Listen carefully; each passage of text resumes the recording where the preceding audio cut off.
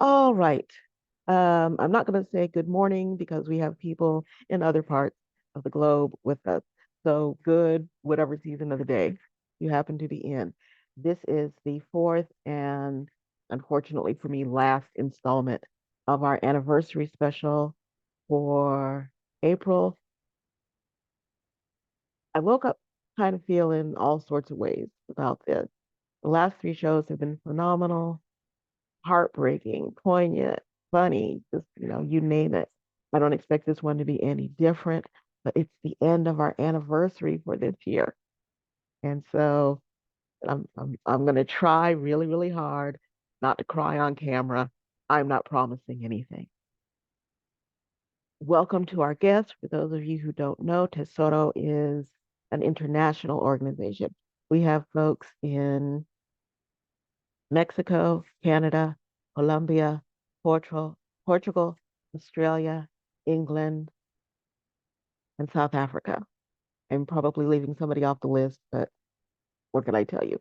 We have not yet conquered Asia or Antarctica, but I'm working on it. We'll get there next year, maybe a little bit sooner. We have members all over the United States. I think our youngest member is 24. Our oldest member is about to be 85. My name is Stacy Dyson. I am the founder and lead poet for Tesoro, and I am absolutely thrilled that we have made it to what is now our third anniversary show. We have some of the hottest talent on the planet, bar none. That is not hyperbole. The folks that we have, the women that we have in Tesoro, which is dedicated to making safe spaces for women who work in words and to putting women's voices in the wind.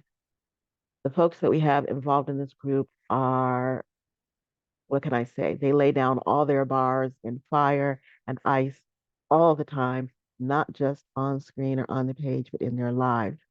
So, without any further ado, because rank has its privileges, I'm going to throw out the opening volley and then we're going to go on ahead and get started. You remember I once described you as light, pure, perfect, radiant energy. Did you ever wonder how I knew? We travel all those prism paths together, daughters of distinction by the work of our own hands, women of grace. We exist on a plane that sees total clarity as commonplace. It's hard sometimes, sis. You know it is. To be that pure, penetrating, necessary energy. But as with all God's gifts, we bear the burden gracefully or not, grateful or not. But we shine that light into every corner and take what comes as consequence. It's hard sometimes. Not everyone can get to where we are graciously or not, grateful or not. We don't expect the people we love to bend toward the rainbows we create, to know the paths we supply with stars and the brightest illumination of all, our heart. But we have to ask that they try to understand, and sometimes they don't. It's hard sometimes. Because let's face it, sis, the one eyed woman among those too blind to see is not queen. She's the chick they're all gunning for. You and I, we have that single eye that tells true even if it hurts, that tells true even if it hurts us. And we can wander the desert with the confused for all their years if we wish, being thought empathetic, or we can do what is real and necessary. Release that pure, penetrating energy and show all those wannabes the way to where they need to go, sister. We have seen light all our lives, in our work, in our ways, in everything or thought or person we choose to love. And it's never going to be easy. And it's never going to be less than demanding. But we are daughters of distinction through the work of our own hands, women of grace, God designed. We are the guardians, protectors, the bringers of light. It is our duty, absolute destiny, and for better or worse, our fires burn brightly. Our candles blend pure and complete into spirits, not always ready to be revealed. We can't help that. And it gets hard sometimes. Sis, but know first of all that you are never alone. And know that even those who hide behind shadows of doubt because they are not sure they can love us, who languish in darkness because they are not sure of themselves, know that they would perish coldly without us. Daughters of distinction, women of strength and purpose, love, we are sisters of light. And for us, sister, there is only the knowledge that we hold in ourselves fire, the stars, the illuminations that let others warm their souls around us and go sometimes away from us, brighter out into the world.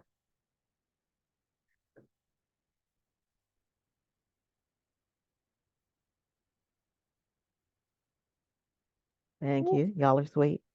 So the very first person that I'm bringing up, we this is why we waited, y'all, because this is Sister Girl's birthday. Okay, it's Tabitha Adams' birthday, and normally I would say, let's all sing happy birthday to her. But y'all know how music and simultaneous voices work on Zoom, so we're not going to do that. But I do want everybody to open up their mics and say happy birthday to Tabitha because this is her day. Happy birthday. Happy birthday, Happy Tabs. birthday. Blessings. Thank you. Thank you so much. I want to say that performance was amazing by Stacey Dyson. I want to say thank you to Sosota Woman. I want to say I'm a proud member. I thank you for every supporter that's here. And let's rock out. Let's let's make magic. Good luck to everybody that comes on the Okay, mic now today. Yeah. before Tabitha gets started, I have to give her a proper introduction because the way I've been introducing everybody is telling how I met or how I remember meeting them. So there I am in New Mexico, and it's the end of the summit. And I have seen this woman kind of flittering around. I don't remember hearing her on stage. There was so much going on. And, there were a lot of poets that I had managed to meet and talk with. She unfortunately was not among them. But I knew she was a poet. I knew her face to look at. So we're all sitting on the porch and we're getting ready to go to the downtown square or something. Marissa has decided it's a good idea to walk around, which is a whole lot, another story in itself. And I get up and get ready to go down the stairs, which is always just Mardi Gras for me because of arthritis. And this woman comes up behind me and she puts her hand under my elbow to steady me. And I'm like, aren't you sweet? And didn't think any more about it. Didn't think quite honestly anymore about her until my girl Rose Gold got in my ear and said, what about Tabitha? And I said, because it was hot and I was tired, what about Tabitha for what? He said, what about Tabitha for Tesoro? And I said, I don't know enough yet. It wasn't a no, it's just I didn't know enough yet.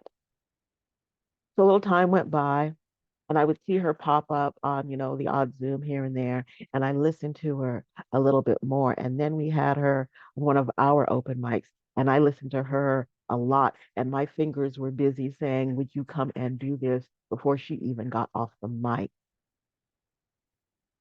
This woman has the most heart-rendingly honest voice I have ever heard. And to distinguish her like that in a field of fire singers is quite something. She is quite something. Please welcome to the mic our birthday girl, Tabitha Adams. Thank you, guys. Thank you so much. Love and respect to Rose Gold. I am forever thankful. God must have been hearing my prayers and listened and put my name in her mouth and her, in her heart. So I'm gonna start it out with a little bit vulnerable, and we'll take it how it goes. Like life has been a roller coaster, you know. So we'll go from there. Truth is, when I was young, I never thought of picking up a school without a father, a plate without a stove, but it happened. And let me tell you something, mommy, those nights come heavy. Some days smear into the next, and questions awaken you at 3 o'clock in the morning. Insecurity sit beside you at a school play, and you wonder if the new shoes you bought her make up for the empty chair. Make good of yourself. I remember when it was my mother who danced in the auditorium. Long slides to her family portrait. I bet she felt empty too. Maybe that's why extravagant dresses for picture day came with so much importance. Perhaps that was the substitute for getting the small package. No mother wants this. Drawings soon fill the refrigerator, and rare days of freedom leave you feeling empty. Emotions and emergencies become a shade of a difference, and you can't understand how this panic attacks you. I bet nobody noticed the pot of rice you have not ate in 2 days. To get her, you come lost, hide in the I'm okay. She's gotten so big, right? Wasn't that the plan in co parenting? To put a child first? All year I collected the questions I'm only there to answer. Some days I no longer fit, not in my old circle of friends nor tomorrow's dreams. Nobody said the jeans would fit this big, that I would lose myself in the process of becoming someone's mother. And I know that's selfish, but the truth is, when you're a mom, you give up everything. Help comes scattered across the kitchen table, and keeping a strong face doesn't always come easy, but you'll find a way. You clean the cabinets twice, collect the spare change hidden in the invitations, lost, put together puzzles on the living room floor. They'll ask you for 5 more minutes and you give them 10. Smiling doesn't happen sudden, but never give up because it does. But it's in a child's love that life has true meaning. Thank you, guys. I'm gonna do a short intro to my next two closing pieces. I don't want to talk so much. I want you guys to get a little bit of taste of my work. Here we go. I remember days of empty. Inside spoke so loud I covered myself in my own guilt. My knees would kiss every time the letters of my name would create word. I had to search through the pages of my confidence as I prayed, God, just let me make it through this piece, please. Insecurities whirlpool the waters of my drought. This next piece comes to a shout out to any domestic violence survivor. Sometimes you don't know you're in a situation till you're in a situation or till you come out through the other side. I page of words reflect the wounds that lead me to a path of self-neglect. I wake up, roll over, scream at God, and wish for a new life. You must be so sick of me. There was a knock at the door. I opened to find a man who said nothing. The silence of a man usually confuses me, wondering what scars can he deliver on this bright Sunday.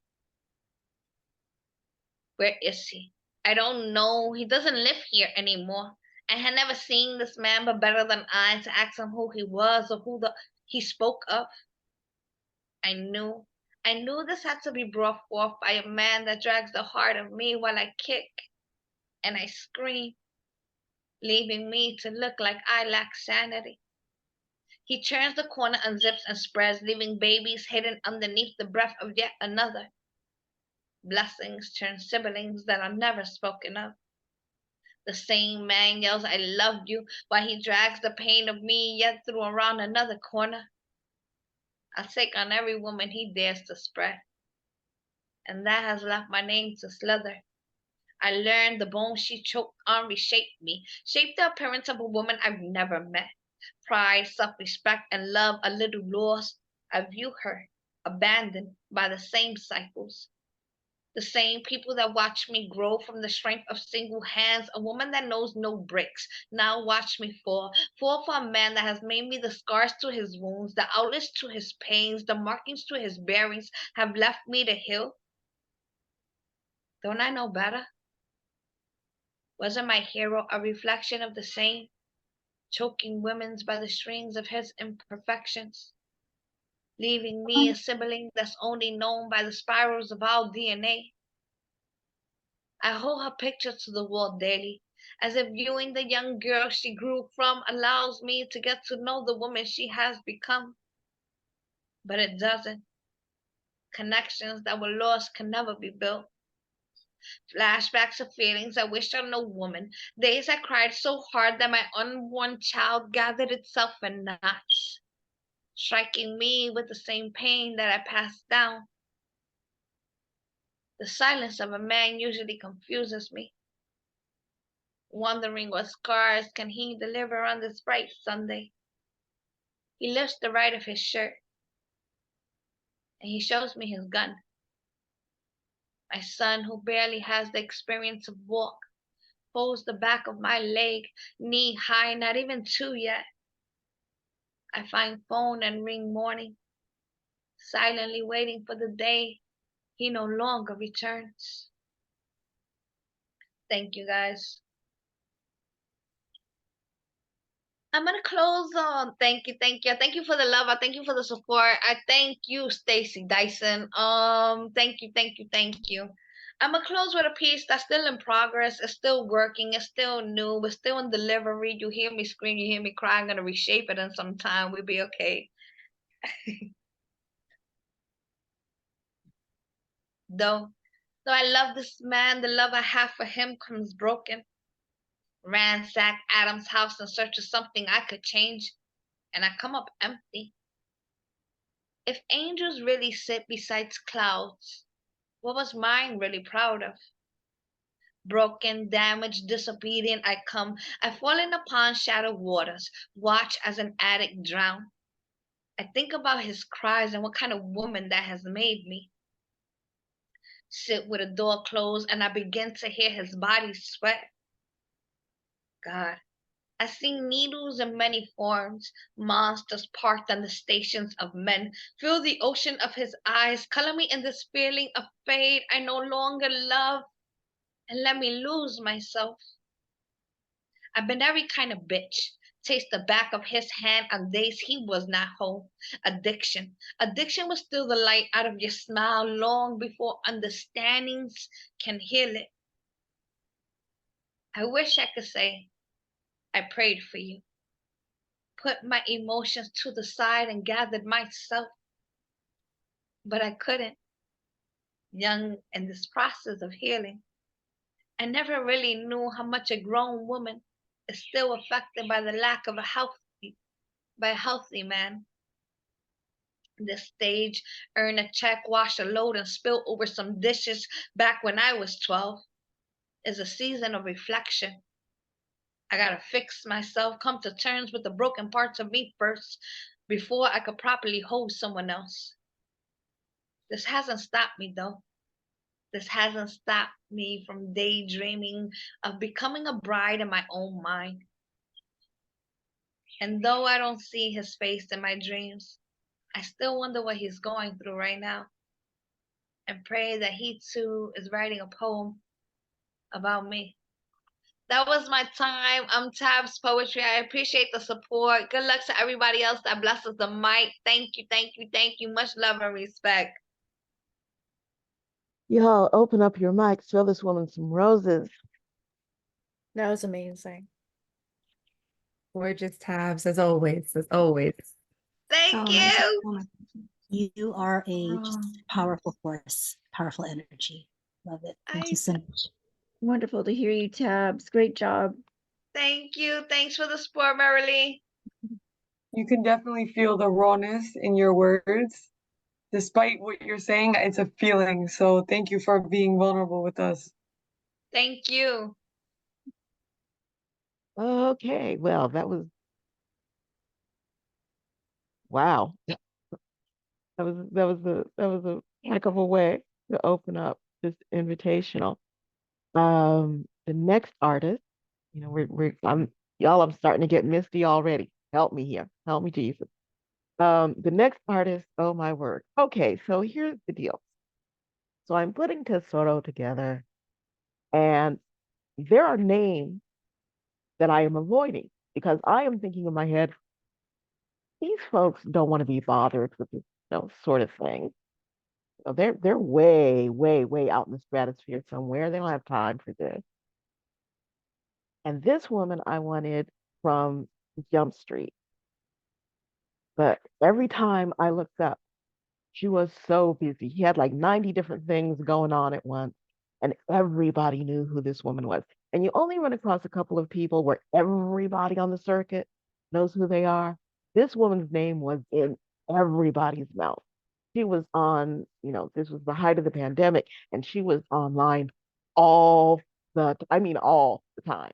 Okay. I couldn't turn on my laptop without this woman's name flashing in front of me.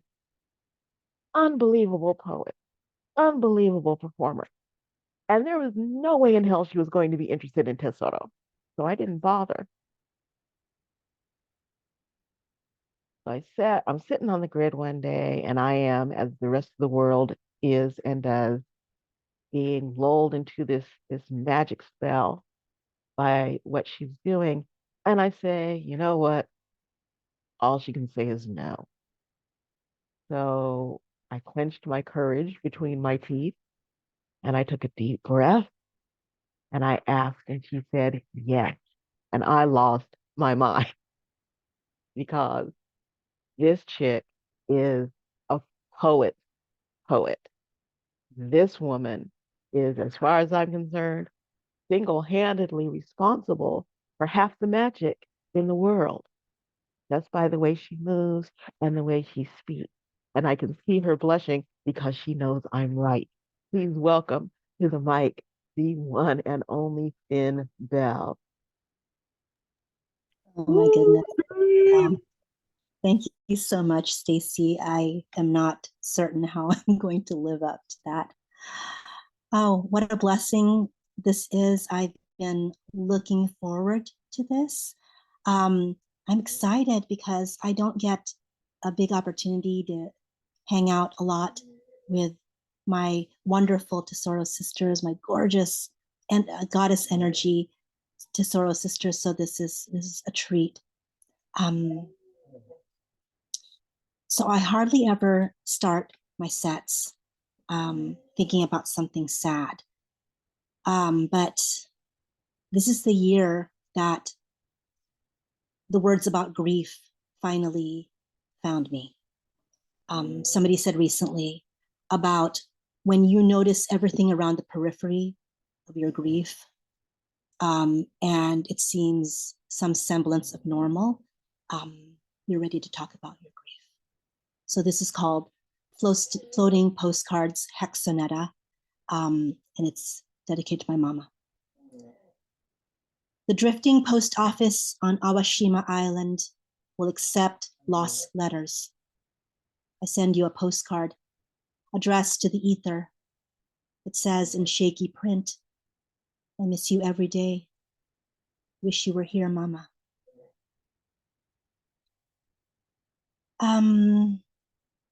A lot of you who know me well, I know that includes Maureen and Stacy, know I'm a big fan of Greek mythology. I love weaving, somehow, even unconsciously weaving their legends and their stories into my poetry. Sometimes, especially if it has to do with love. Somehow, the story of Arachne has been just prominent in my mind recently. And so it kind of unknowingly wove, no pun intended, wove itself into this poem. And yes, this is unfortunately a bit of a love poem. It's called Spinner. I want to witness myself today, easing into a soft realization at first, a grace entry into beating with reality. I breathe and see my chest rise. I breathe and hear the sound is a sigh inward, released with a steady wind. I feel my shoulders lower, not sag, not admission of defeat, acknowledgement of what is and what cannot be. I know the fiber of me loving, craving, wanting, is last bit of connection snagging, but I do not yet know where I pick and tug at the correct thread and be done. I am Hephaestus to a vanity that I would forge something pure. It would be the sorcery of what carved you protection, smoothed out hurt, brought love, a guard, the new foundation. I watched the wood as it built itself up, righted. I braced along with it. I curved to its will. I was there to press my back into it, hold it up, carry it. I am Atlas now, weary, back warped gratefully. I was there weaving the cloth out of thin air from conception, a whole careful metered out preparation of making two parts one in practice of halt and restart and halt at your pace. At your command, we begin by soaking past clinging, stubborn, staining fingers, sudsing a wish of something envisioned brand new again. My heart too soft, washed to corrode. We move to and are swallowed in the enormity, carding the wool of me, of you, of us, hoping me here, spindle, wand, goddess, generous, you, distaff of the fates, manipulating beginning, middle, and end, me here still, twisting nettled thread, hoping we could spin it beautiful, spin it love, hand in hand together. We were never meant to reach that endpoint. I am not Arachne, clever maiden, weaver of something out of nothing. I am not Arachne. I am not Arachne on my own. It is here, only here we become a creature cleaved, a fleeting union. We, my ill-conceived twin flame, we are Arachne. I, the clever spinner of devotion, and you and your hubris will challenge the old gods. I am the fates now. I find where the thread gives way and severs my heart's sustaining cord. The unraveling of us, making one into two and separate once again, becomes certain. It is a process of stepping off the retaining frame, walking away. This next piece, I was trying to think of honestly where it came from, and it's some sort of crazy fever dream, but I pulled it up again and it was speaking to me. So this is called Gayuma California. Gayuma is a love potion, a love amulet. Sabaw ng suso ko, caning rosary, fetishize may langhap. Sugar cane but sober, tiny feet step on your back.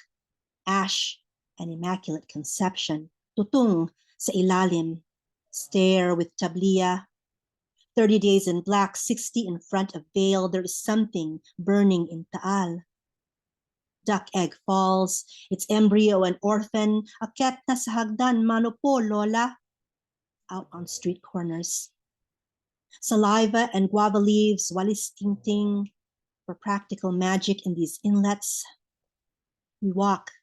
We, mangkukulam, brujeria reigns all throughout Holy Week, but we wait to drink it. Easter Sunday, we take a swig once more. All Saints dusk, dawn, all souls. We learned that in catechism.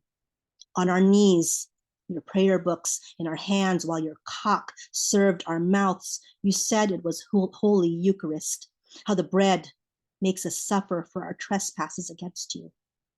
We smashed the goddess on our altar for your kingdom to come all over us.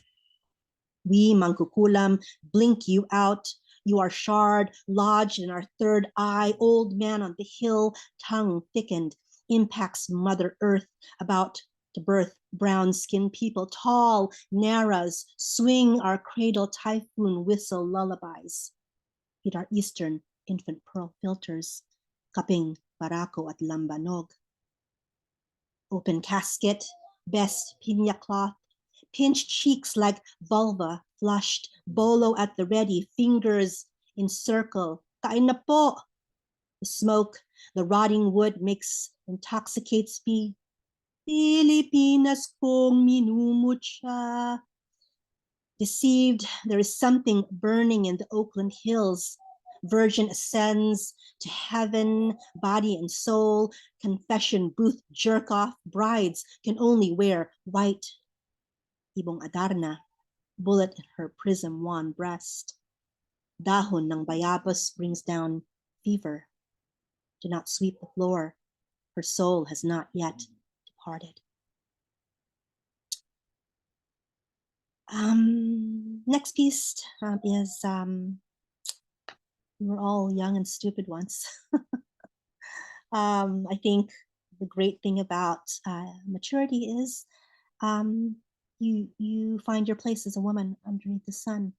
Back in my 20s, was so easily swayed. So this is called Ink. Ink. A little bit of a kind of, I guess, tribute to, you know, to my LGBTQ plus and ally siblings. Yeah. Ink. I awakened this morning. I am jolted upright. I forget only for a while, only a little where I am. I become a little dismayed when I recall my location. As it dawns, it impresses more insistently. No buttered, adoring rays of sunlight caressing my cheek, no lover's playful stirring. It is cold, it coagulates, clumps, and slings its contents upon the window pane. The window is opaque, silt, and canine lick salt. It doesn't provide any additional answers. It is full of its own secrets. I meddle at its latch to throw it open. First outside air rushes in, filling my lungs, calms me for a moment before it circulates through the room and gives up on hope and memory too, becoming stale, becoming forgotten. I have black hair. It never winds around the way I need it to, when I want it to reach out with its gently curving ends and touch people. Across scarred tabletops and through overly bright laptop screens, getting a sense of them. I want each strand of my hair to plug into each of their minds and creep a replicating vine into their souls, as if behind their ears and nestled in the concave of their chest was a hidden outlet for me to nestle myself into if I felt around patiently for it.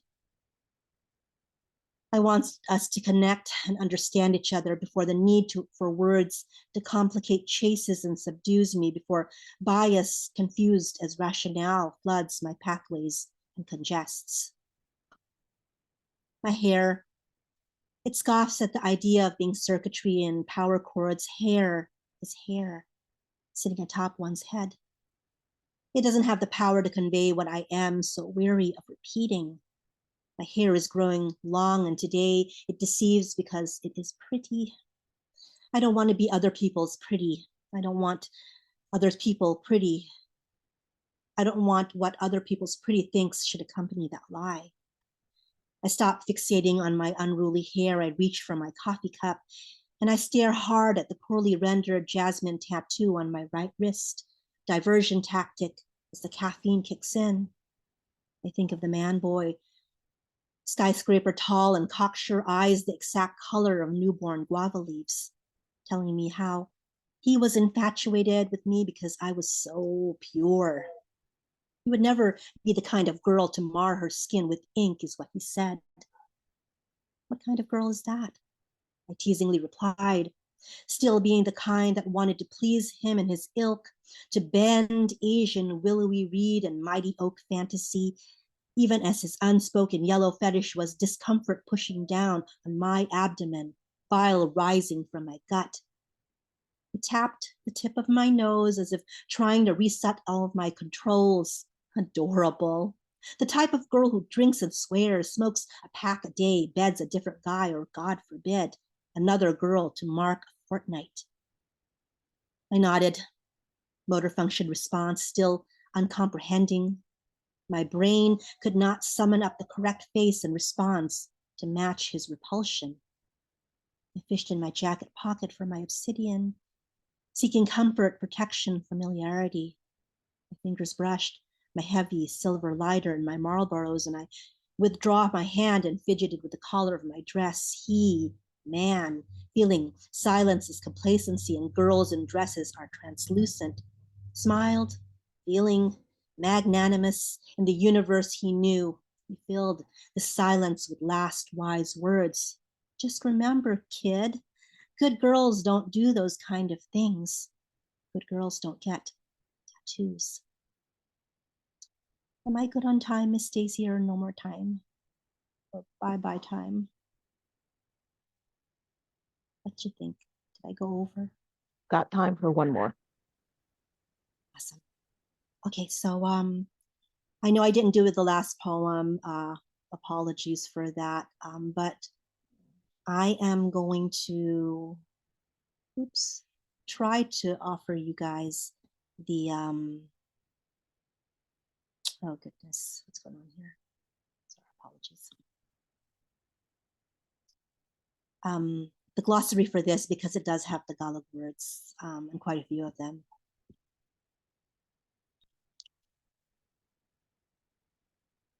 So this is called Venus arbolaria. Venus being the pronunciation for Filipino people, a lot of Filipino, of the goddess Venus, Roman goddess of love. And arbolaria is your medicine woman, your witch woman, herbalist, local herbalist. So this is called Venus arbolaria.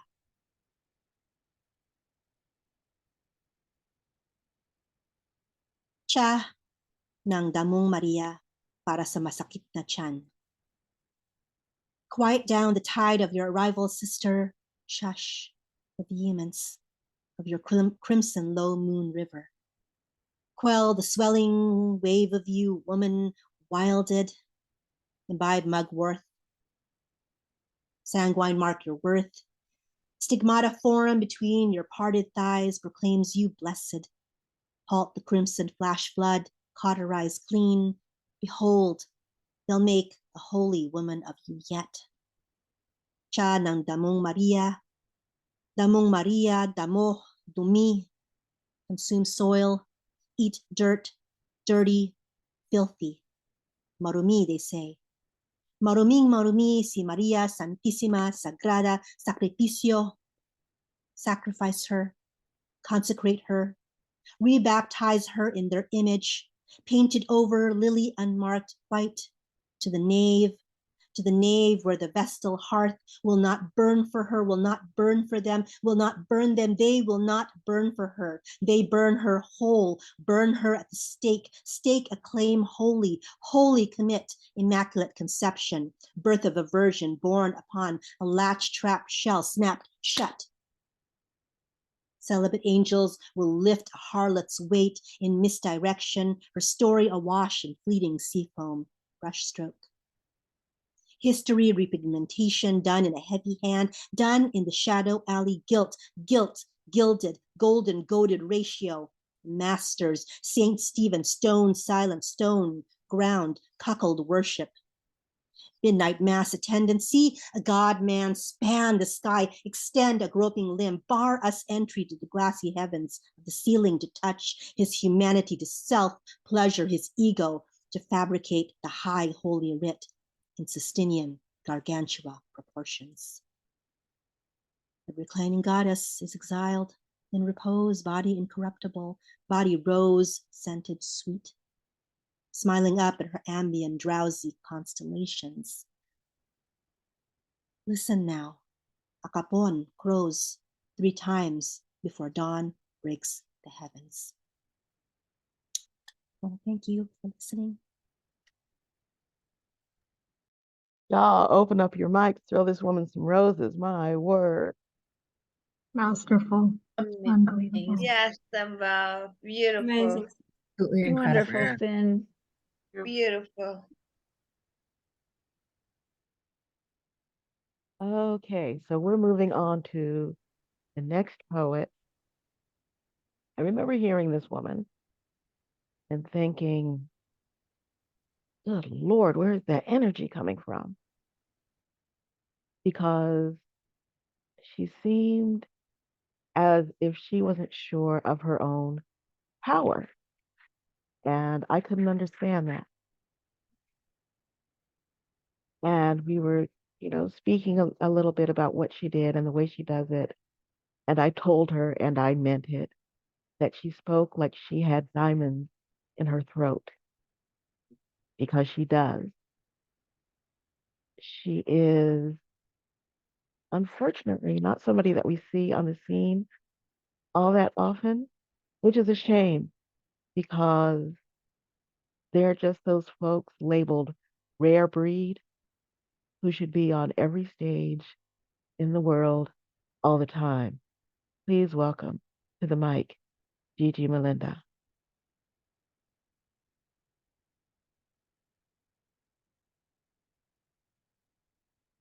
Hello. Can everyone hear me okay? Good? Yes. All right, cool. Yeah, I am so glad to be here. I am in the thick of grad school, so I'm hoping to do more poetry when I'm not knee deep in assignments, but the time is coming, so we're soon. Okay, I'm I have a cat who's very angry. I kicked him out. All right, so I talk a lot about grief in my poetry, and I'm just going to jump right into it. Okay. So this first one is called Quiet. I'm searching for a word under altars and church parking lots. What do you call someone who's religious with no God? Other than a soft-spoken prayer whispered on the end of a cigarette. I'm searching for a word under tongues still sour from communion. What do you call a person who's religious when no one's listening, other than a child in a home with parents too busy? They want to listen, but they can't linger on every little word, now an orphan with no words to say. I'm searching for a word, hands raw from praying. What do you call someone who's religious without a God? Anything other than abandoned? I'm searching for a word on blood-stained knees, too many unanswered prayers in pews, in hospitals, in oncology units. What do you call someone who's religious without a God? I'd like to know what to call myself and where to kneel for my next confessional. And this one is called Roadkill. It's one of my favorite poems.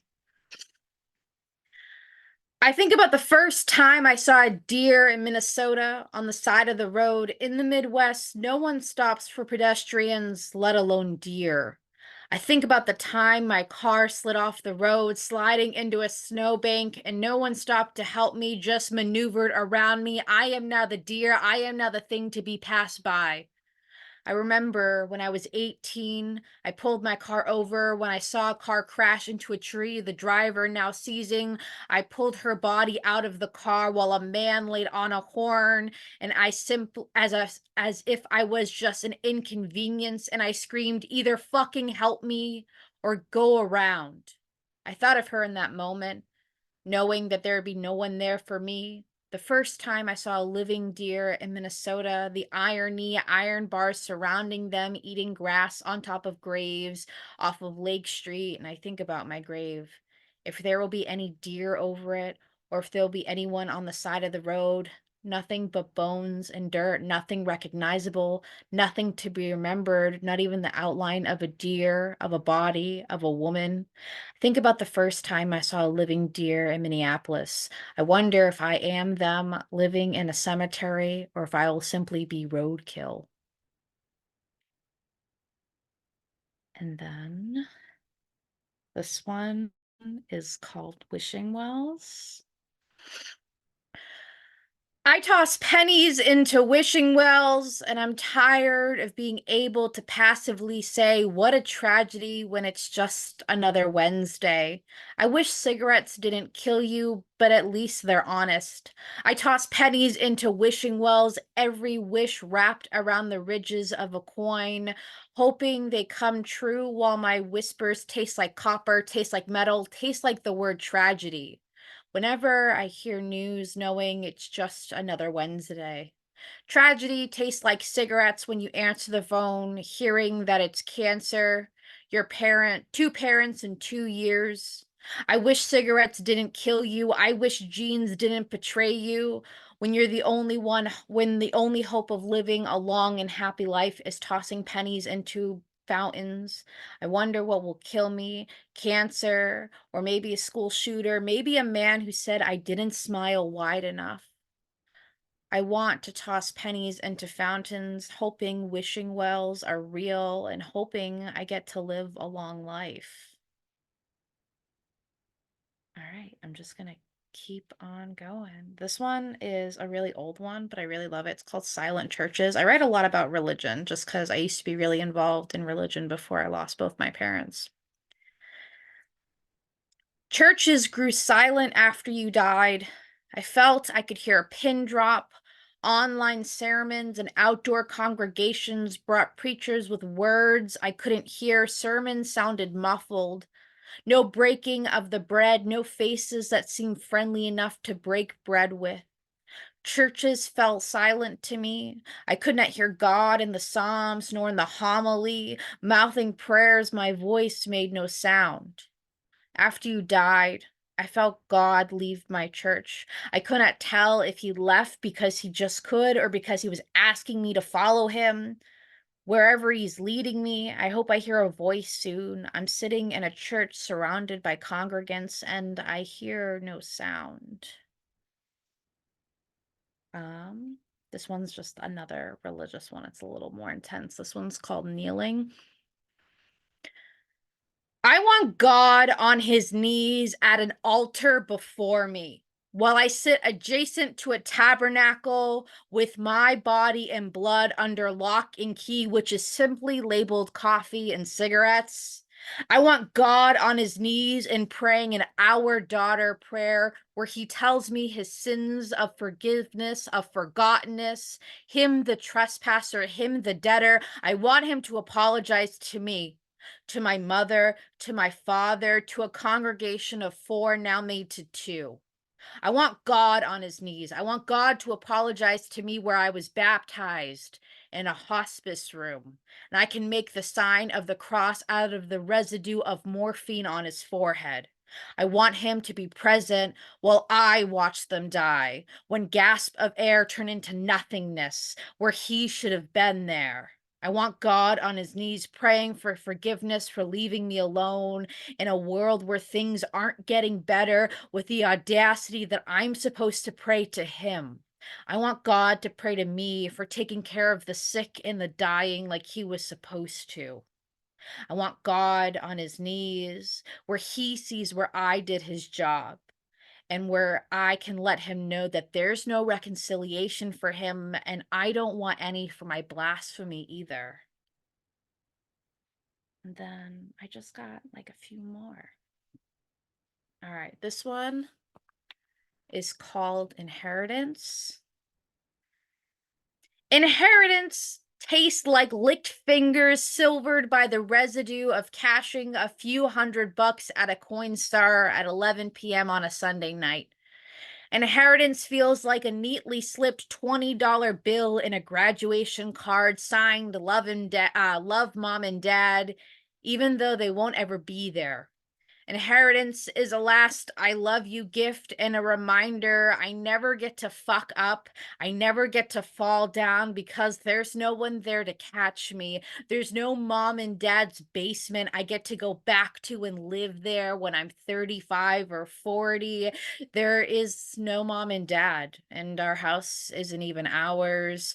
And it's now remodeled and stripped of any evidence that we ever even lived there. Inheritance feels like knowing the weight of how much a human life is worth. Feels empty, feels like a single check, feels like not enough, never enough, feels like money can't hug you on Christmas. Feels like carrying over 10,000 pennies and hearing them being counted one by one at a Coinstar at Walmart at 11 p.m. All right, and then let's see, I have... Sorry, I like scattered them because I'm a poet. I don't have to be organized. I have just two more and then I'll go if that's cool. This one's called Last Haircut. I'm a barber, and from the vibe of my poetry, if those of you who don't know, I had both my parents die of cancer within like 2 years of each other, and I took care of them both. So that's kind of where all the poetry comes from. Last Haircut. I picked up your head gingerly as you lost the insides, nearly rotten, nearly all cancer, wrapped nerve endings, the duality of a deathbed, now barber chair. I draped a towel around your pillow to give you one last haircut. It'll only be a few days now. Clippers thrummed against temples, the rattle of respiration. I'm leaning over while a safety rail digs into my thigh. The haircut is short and neat, too short, but a skin-tight fade was the best I could do to camouflage the bald spot from the radiation. I leave the top long. I wish your curls weren't so oily. As soon as you die, last breath barely seeping through the windows, I get a bowl and a water and some razors. I've been your barber for 7 years. No mortician will finish what I started. I wash your face, the face of someone who needed to be washed, cold and damp from sweat, from death. I asked my mother to stay in the room with me as I shave your face, skin taut, your jaw is locked. You had been moaning for days. I pat your face dry, and I spray your hair, and I wait for what feels like hours for a mortician to carry your body away. I'm complimented at your funeral for the freshness of your haircut, and no one can quite look at me when I tell them that I cut your hair and shaved your face after you died. But every dapper man deserves to start the afterlife a clean-shaven one. All right, and then this is my last poem. I always like to read it when I'm doing poetry with Stacy because she inspired this one. And if I can find it, that would be super cool. Hold on, sorry.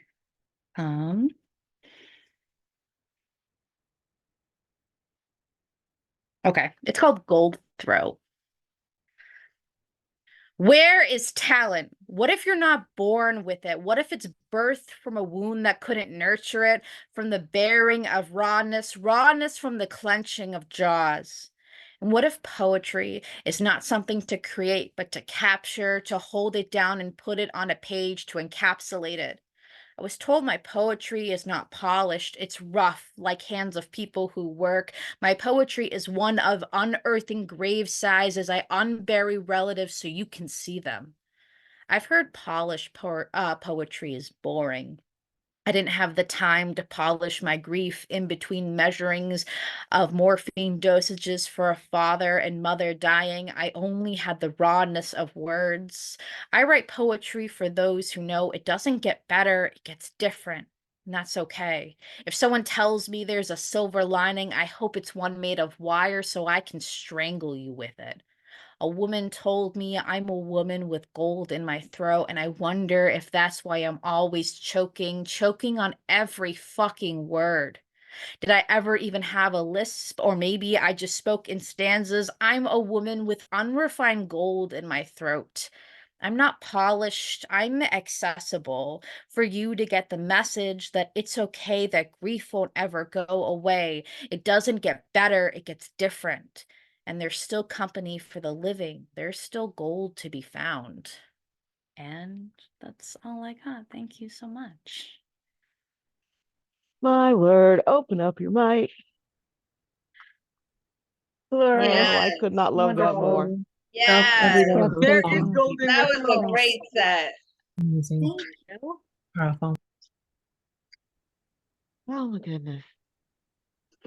I'm fighting it, you guys. This might be the group that actually gets to see me cry on camera. But I'm gonna work I'm gonna work my nerves till the very last one snaps, and then we'll see what happens. This next artist, I remember seeing her on the grid and thinking to myself, good Lord, do people really have that level of energy? Um, she seems, those folks who seem like they're in motion even when they're not physically moving? She is that person. Her poetry is that poetry. It has this uncanny energy, this vibe, it's hard for me to explain it because it's not meant to be explained, it's meant to be felt. And that is the most that I can say about this woman and her work and her words. Please welcome to the mic, Gabriella Rubin. Thank you, Stacy. And it is such a pleasure to meet everybody face to face. I feel like this allows us to connect better. Stacy has put together an amazing group of women, and I'm just honored to be a part of it. Gigi, you hit something deep inside of me, and it's gonna inspire me to share a poem. I'll let you know when I share it, but because of your rawness, I am gonna be raw as well. Um, but I feel like this first poem kind of piggybacks off of the idea of grief and death and understanding how precious time is. So I wrote this first poem from a prompt that was, what does time mean to you? So here we go. Tick tock, tick tock. Time ticks tirelessly, like a car en route. Routines tire less to a destination that seems to exist until you get there. Will dream destinations be unchecked when the engine dies? Is the purpose simply to enjoy the ride? Tick, tock, tick, tock. If it were, these wheels would have parked in front of Ocean Drive. Waves wash me clean. Sunrises are a dream. Perhaps this car is too strong to endure soft breezes each sunrise. No thrills, turn engines, tire less. Autopilot. Tick tock, tick tock. Instead, carve me a rugged route. Tire more, less rest. I want mud on my light beams and dirt on the roof. Mountainous roads along the edge. I was made to move beyond. Do not enter. So the cars after me trust the safest routes are indeed not the funnest. Tick tock, tick tock. My engine will surely die one day. Maybe I have 30 sunrises or 3,000. The future is unknown. While the spark still ignites, I choose which back roads to inquire, which mountains I'll climb higher. Who's to know my limits if my foot is on the brake? Tick tock, tick tock. I want to break down on the top of rugged lands, where the wind and sand sing miles below. Parked in peace, knowing if I decease, my engine stopped with no regrets. Tick tock, tick tock. Peace.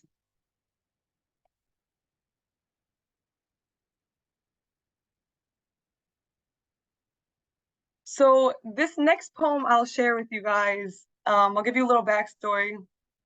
Before I started writing poetry, I was a basketball player my whole life. I played in college. I played a year professionally. And then I started my job as an accountant and I got really depressed. It was a really hard time for me because basketball was my main outlet. And there is still to this day nothing that could ever compare to the sport that I played for over 20 years. And I still need it for my mental. So there is a grief process when you stop doing something like a sport or just a hobby because of restrictions or injuries. So this piece is one that I wrote a couple years ago. Professional basketball player turns professional accountant. Instead of dribbling, I juggle work. Stress vertebrae from sitting all day. Black eye, no contact. Blazing fire in my chest, unsure where to aim if it's not a ball. I sacrificed my ankles, my knees, my back, my wrists, my fingers, my social life, my fucking everything. I'd rather shatter my nose again than my heart, tied up my shoes, knots reside in my stomach, and not the type I can just roll out in this cubicle. Coach told me the real world would be harsh. I just never thought I'd reach the day to find out. Grieving true love. Broken. And no, not from the scars, from our part. Basketball, who am I without you?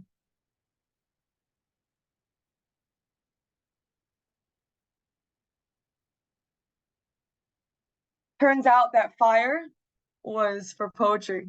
And that's the purpose. So this next piece I'm going to share is a trigger warning. Yeah, it's a trigger warning, but I'm finally free, so let's get into it. And Gigi, this is the poem that you inspired. I'm gonna sing a little bit. I'm not a singer, but fuck it, right?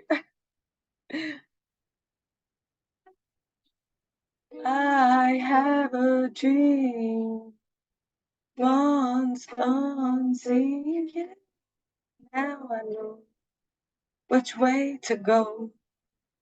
And roses as my spine spins from scoliosis into alignment, I reshape, I rebuild, trusting, stretching, shredding hurt until it has nothing to hold on to. The walls no longer exist, no more surface level. Below the skin are the hands you rubbed along my 5-year-old waist. What a waste of time. I held your disgust in my spine, twisted my beliefs of my body, so I gave it freely. Had my purpose distorted, body dysmorphia at 7, I asked God to take me to heaven, hung by your eyes dancing on my tiny frame. Family is supposed to protect, not disrespect you before you can crawl. For 27 years, I couldn't remember what my back did. These bones never once forgot. So I grew crooked towards the dark, yet yearned for the sunlight to hit my solar plexus. Thought I was dirt because of your dirty hands. God has bigger plans. He revealed the truth to me. so I could set the demons free that have been passed down this family tree. I forgive my abuser because God only knows what was done to him. I look within. God, give me the strength to stand tall in alignment. All this pressure must return to sender. I am not a home for shame, blame. Bricks of stones push these bones, rib cage crushed. Yet still no match for the lioness within my solar. Return to sender. This was never mine to hold. I'm 27 years old, and I'm ready to take back what's mine. This is my body. This is my story. I am not my story. I am not your mistakes. I am a rose that grew through the darkness in search for the light. I found it.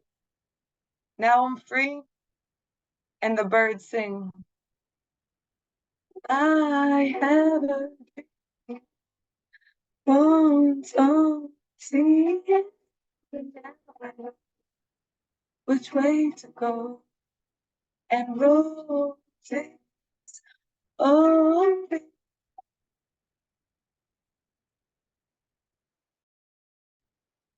peace. My voice is a little raspy because I had a late night. But thank you guys. If I have time, I'll share one more piece, but Stacy, let me know if I'm running over. You're good. One more. Okay. So I wrote this poem 2 days ago. I recently did a workshop inspired by 2000s R&B. And the prompt for this was compare someone you really love to your favorite pair of shoes and include the words purple and rain. So here we go. You exhibit me galaxies aren't as far as you go to express. Our love is ethereal, a sign of the times. The sky is crumbling in front of our eyes. Moons are eclipsing, crows are creaking, lost souls are seeking. Purple rain rushes. You are the neon umbrella that keeps crispy kicks clean. Puddles pour.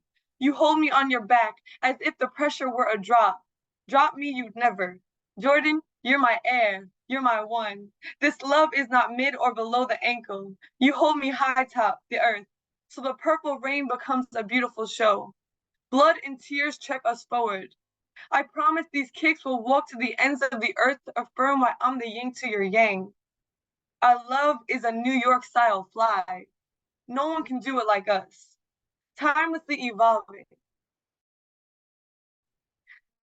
Soon the skies will kiss the earth and we will have no choice but to leave this planet. Gravity isn't the only force pulling us together. We defy the odds. Soul survivors in a flesh-eating world. These people have turned on each other. Man manipulated weather. Maybe it's time to shoot for the stars until we become them.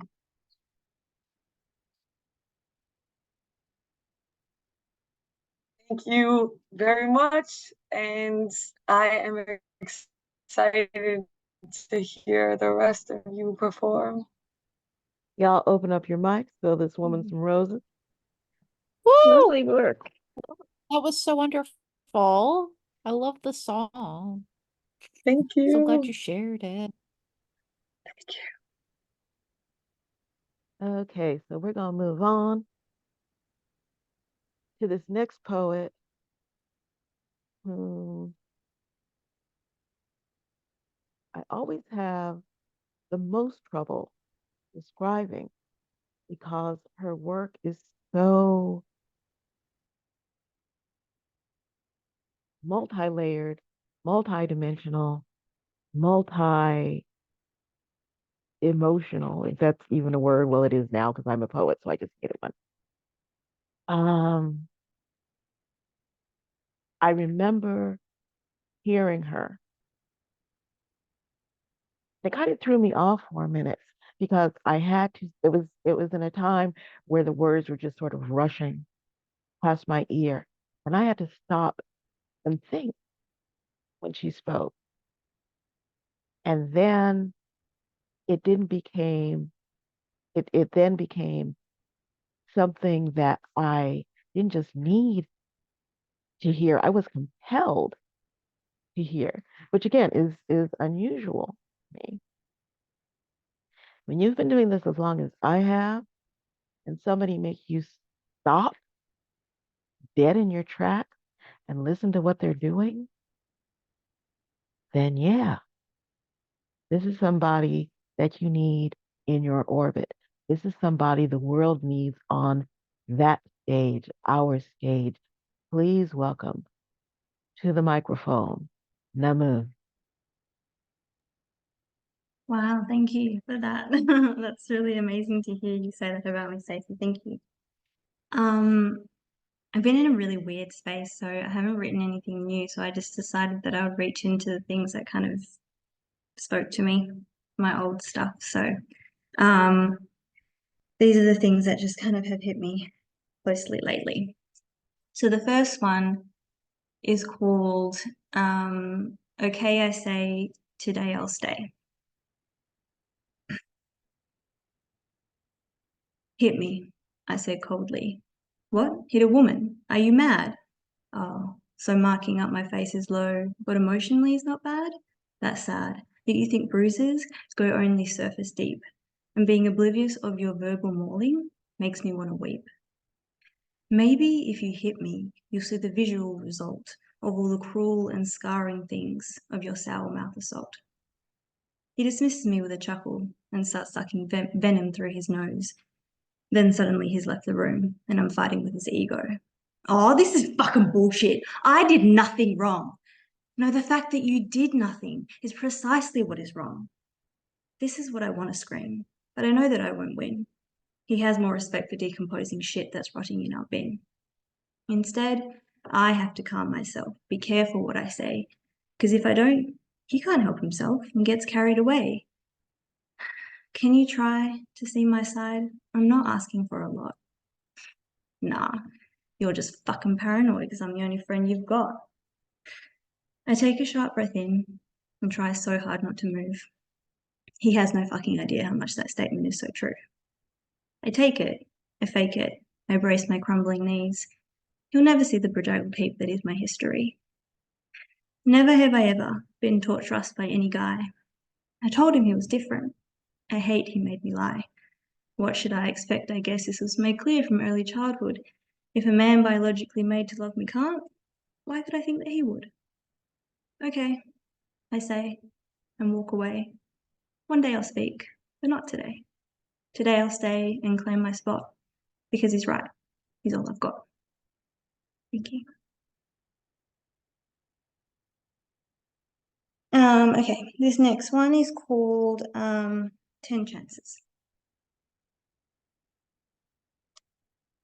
I accidentally forgot to give a fuck when you stopped trying. But I'd be lying if I said I didn't care. I was hurt by your ability to make it seem so easy. This became such a recurring theme. Maybe I attracted it because I just wanted you. So I gave myself 10 chances to love you again. 10 was the amount of minutes that you lived away from me for my entire childhood and not once did you come to visit. 9 was the cloud I was never given an invitation to as I agonizingly waited to be loved by you. 8 was the ball I was always stuck behind as I was trying to find love in all the wrong places, so I was blind to that seventh heaven feeling because that concept has no meaning when you're just trying to stop the bleeding to your shattered, broken heart. When I found out what you truly are, it hit me for 6. All 5 of my senses needed recovery from your abandonment. 4 was the age when your house was no longer called my home, and I've always wondered how many times we were alone. I always suspected what you had done. What age was I when you first did it? 3? 2? You were the one man I needed to love me first, the role model, the father to show me my worth. 0 was the amount of times that you chose to choose me. I knew you never wanted me from the start. I was the accident. Thankfully, my mother did not agree.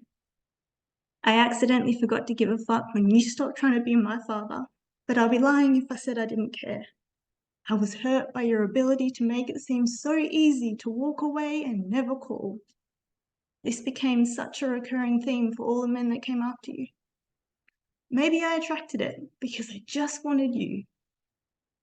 I don't anymore. Thank you.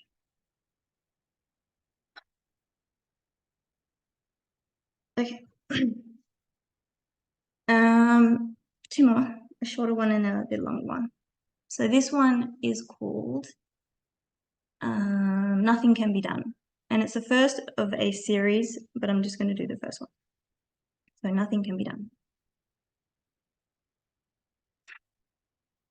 I'm sorry, is all one can say when I'm finished telling my tale. No mountain shift, no justice police, no one getting carted off to jail. It's okay, I comfort them, knowing full well that's not true. An uncomfortable tension consumes their face. It's not like it was you. I'm sorry, I hear them say again. I see their emotions get confused. Honestly, it's okay. There's nothing anyone can really do. What? I hear them snap at me as their confusion turns to fury, as if this wouldn't be open and shut if it was presented to any jury.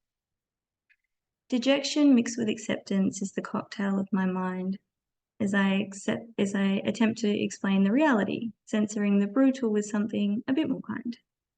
Okay, I chuckle warmly. Let me pose it more like this. I warn you in advance, though, this won't end up in bliss. Imagine there's two puppies, one named Freckle and the other Pepper.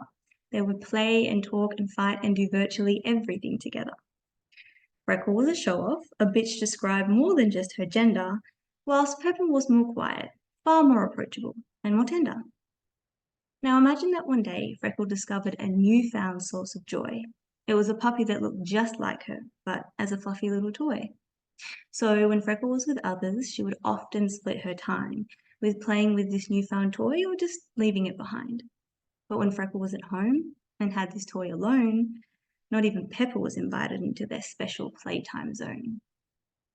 So in reality, these puppies are sisters. I mean, that's really not hard to see. But now imagine that that fluffy little toy was actually me. And replace special playtime with tormenting a little girl, and maybe that'll give you a tiny glimpse into my adolescent world. A world that taught me how to hide, how to cry, and to be shy. A world that taught me to hate my skin, hate my grin, and myself from deep within. A world that would taunt and remind me relentlessly for fun, saying, you must always love your family, you only have the one. A world that demonstrated the cruel could administrate your fate, because they're masters in their craft to control and manipulate.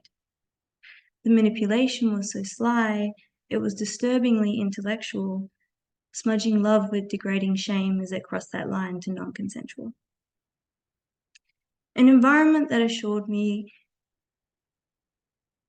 it would be full and warm like soul food, but only if I could ensure I didn't trigger on her bad mood, which could be if I chewed or wore the wrong outfit with my shoes. I mean, it would be easier for me to make a list of things it didn't bloody include. But most importantly, a world that broke me when I finally told someone and they said, oh my darling, she was young, so now there's nothing that can be done. Nothing can be done, nothing can be done. Always love your family and nothing can be done. I've had to really find my peace because nothing can be done. I really had to find my peace. So that's what I have done. Oops, I think I crossed the line from kind to brutal on that one.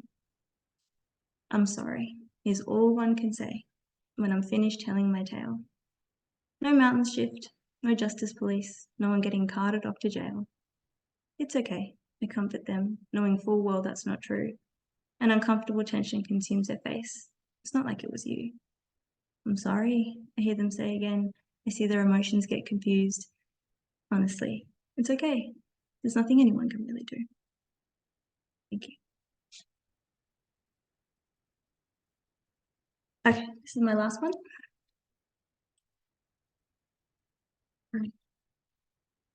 And this one is called Stop Teasing My Intuition by Introducing a Supposition. I know it sounds very weird, but it will make sense, I promise. Okay. What defines the line if I'm fine or just insane? My brain comes up with stupid shit every minute of every day. So I say things like, if I was a lamp, would you love me just the same? To a man who I'm sure has questioned the sanity of my saying. It's all a game, this thing called life. And at times, I just get bored. So I stumbled on the notion to gain some forward motion, I should tantalize those around me by introducing a conditional clause. Basically, that just means I like asking questions. I know, that was unnecessarily confusing.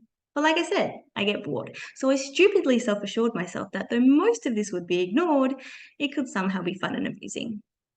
And yes, I do wonder at times what my mouth is doing when it chooses to keep moving, but I digress. Did you know the word if is defined as introducing a condition or supposition to a situation we might be in? And tantalize is described as tormenting or teasing someone with something unobtainable or excite someone's desires with them guessing something favorable.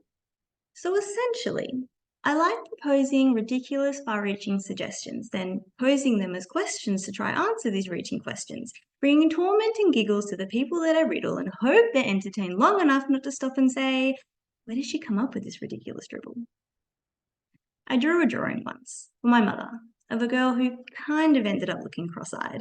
She was supposed to look like she was thinking, but I drew the eyes too close and a little misaligned. But the point is at the bottom, right under where I signed, I wrote, question the questions of your mind. I don't know why. It just felt fitting at the time, I guess. But again, I digress.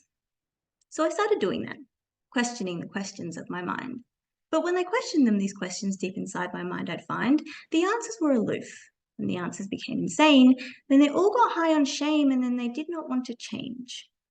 I thought, if I introduce a condition or supposition, the answers to my questions won't stay so rigid in the decision to not want to be changed, to stop hanging out with shame, to start bathing more in sane, clean views so we could start playing a different game in this shit show that is life. So I started saying if a lot out loud and in my head, and I started hearing answers that my answers hadn't said. Some answers led to more questions, and sometimes my answers left me feeling proud. But it's the questions deep inside my mind that I find the hardest to say out loud. Like, if I told you I didn't wake up like this, would you want to know who I am when I'm not made up and scared to share this bare natural woman? This woman I conceal behind lashes, wigs, and clothes because I'm afraid if I let you meet her, you'll instantly want to go.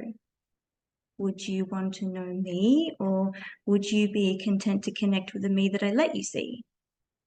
Or if I told you I had a tick, not a living, breathing tick, but the type of tick that makes me click my fingers before leaving the bathroom at night immediately before I turn off the light, or else everything in my world just doesn't seem quite right, would there be this lingering thought about me?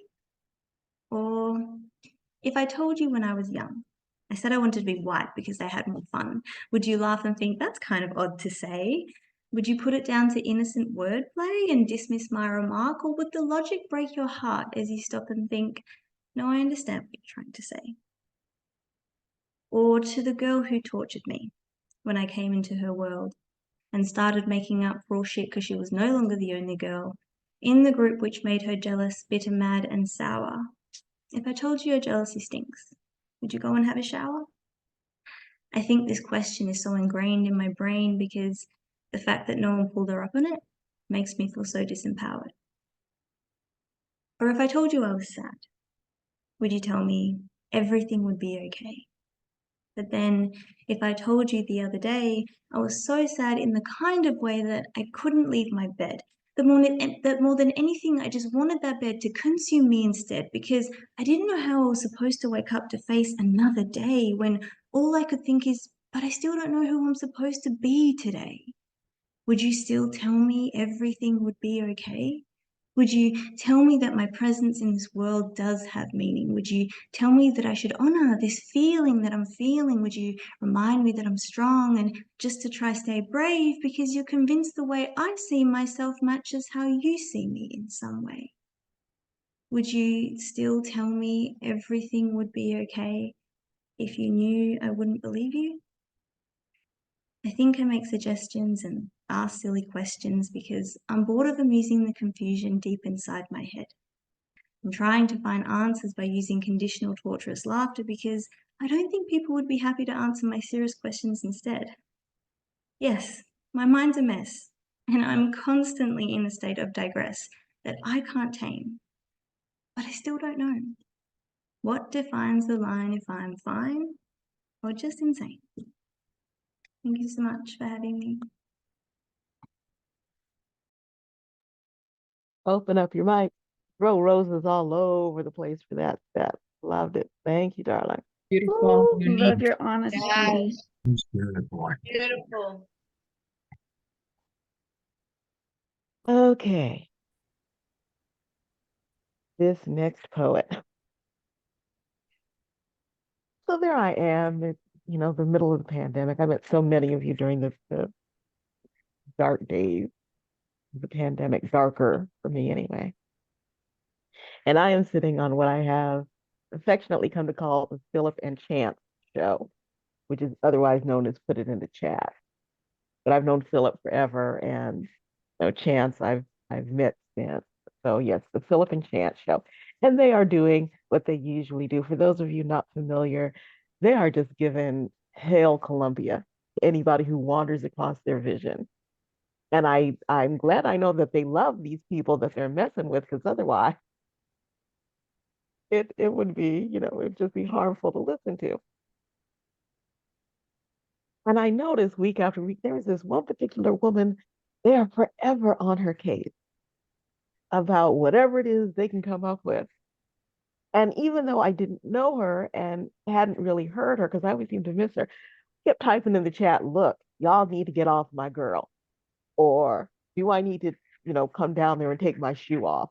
Or whatever.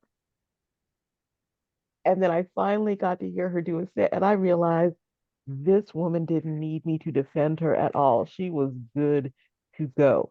This is a power singer. This is a truth teller, regardless of what else is going on and what other people are saying. This is a woman who is so, as the Irish say, in herself, that no exterior force need have any thought that they will be able to alter the absolute knowledge of exactly how good she is. Please welcome to the mic, Nicole Hernandez McGuire.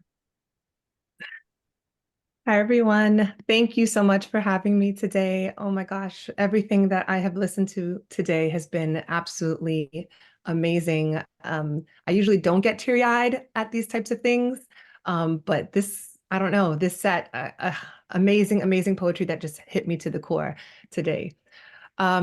And what's funny is that after that story, I was just thinking how, Stacey, you've been taking care of me ever since, checking in on me and reminding me to eat, to sleep, to rest. It's never stopped since the day that we met. So I appreciate you so much. All right. So I have some short and some long ones interspersed, some kind of positive, happy ones, and some not so positive ones interspersed. It's a little mix today. And what would you do if this were your daughter? She asks. And I immediately begin to cry because I know I'd chase him off to Hades, fists pounding his head and back, leaving purplish green marks to match the ones he left on her heart. I'd tell her she is beautiful and smart and kind, that he didn't deserve her, clean, soft, pure intentions, that he was a predator that absorbed her bright energy and spit it back at her like a tarry black stool from filthy lips. I'd shake her. I'd shake the whole fucking world and let everyone fall off into the abyss to keep her grounded, to keep her safe. And she asks me, do you deserve less? And it all seems a bit clearer for now.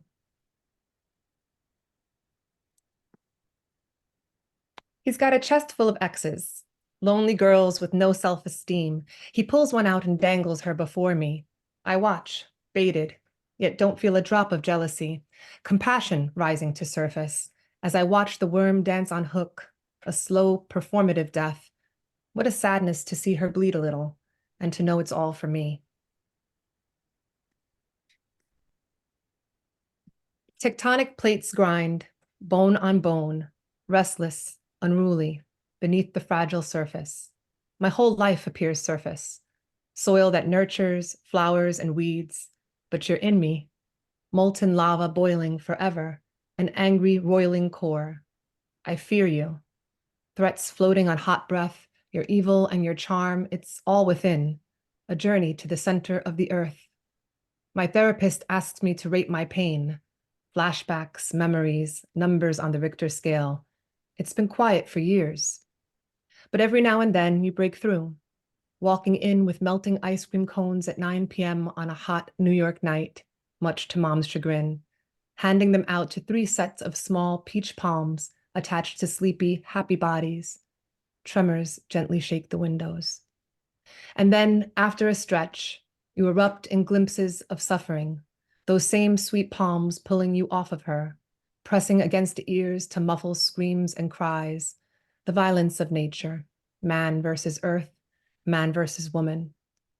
You are a constant low rumble, just under my skin. You push up goose flesh. You are released in rivers of sweat and tears, a threat, and yet, an irreplaceable part of my foundation.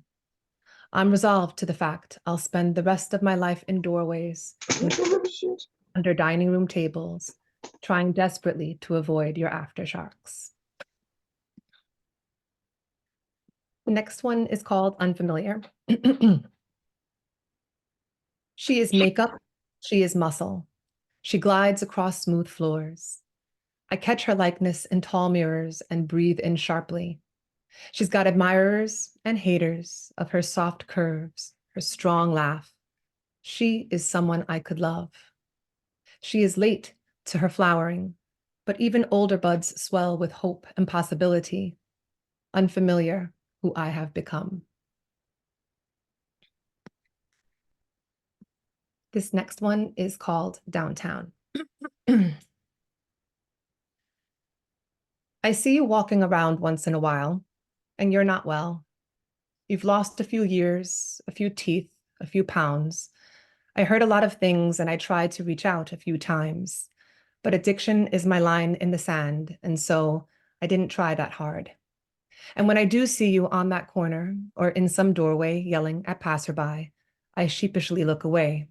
I look backwards to the time we went downtown. You were a crush, a friend. We were so young, and all you did was smoke pot and drink 40s. We looked at intricate bowls behind grimy store windows and tried on the beanies sprinkled atop tables on every block. It was cold and damp, but the village was bustling. And I cut class, and then I cut your hair in some old building stairwell off St. Mark's before being chased away by a silver-haired lady in a pale pink house dress. And I remember when you shouted at the guy with a mohawk and spindly legs, when he said something vulgar to me, and I laughed and pushed you to cross the street. You made me fall in love with the village, while you fell in love with me. I'm sorry. We are in Midtown now, and you're set up shop in a doorway, sprawled out atop a woven blanket, asking passerby for change for the subway. I hate that I keep walking. I hate that I keep walking. But I can no longer laugh at the memories of mohawks and house dresses, share a blunt and pretend not to notice your arms riddled with track marks, the sour, sweet smell of decaying flesh. Look away as you scream at people going by, because this shit might very well be in my DNA. I hate the fact you were the youngest junkie I knew, and my father, the oldest. You can say this shit's the devil, but when you're the common denominator, when this shit injects itself into your friendships, your family, you can't help to think maybe you're doing something wrong, that maybe it's you this devil has been after the whole time, and everyone else just jumped in front of the needle for you. So when you call my name, not once, but twice, I avoid your eyes and I avoid our memories, and I get on the train. I stay on track and I go uptown.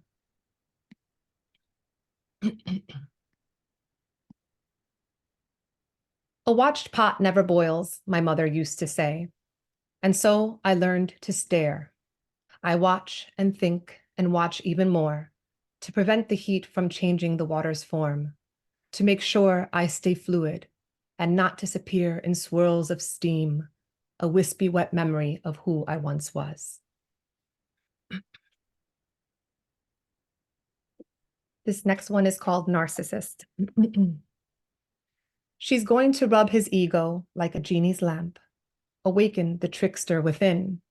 He'll promise her 3 wishes, which will never be granted, and she will spend the rest of her life wishing him away.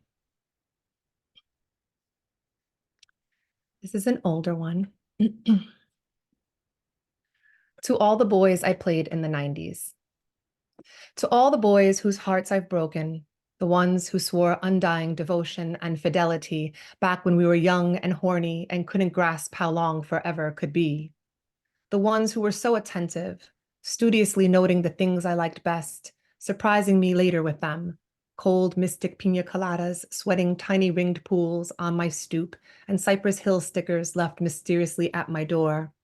The ones who looked at me with adoration, would stare at me through a veil of teenage lust and admiration, who would fight the world for me, for my kisses on their necks, for the ability to make me come, skin warm and flush in the humid summer night, then gently soothed by fingertips and sweet subtle breezes. The ones who gave me their love through lengthy letters, sweet promises of a future together, manifestos on longing and hope, fears and desires. The ones who dedicated songs, Juan Luis Guerra and Boys to Men, claiming the artist truly wrote the song for us, for our unique love, though for me, it was just one of many.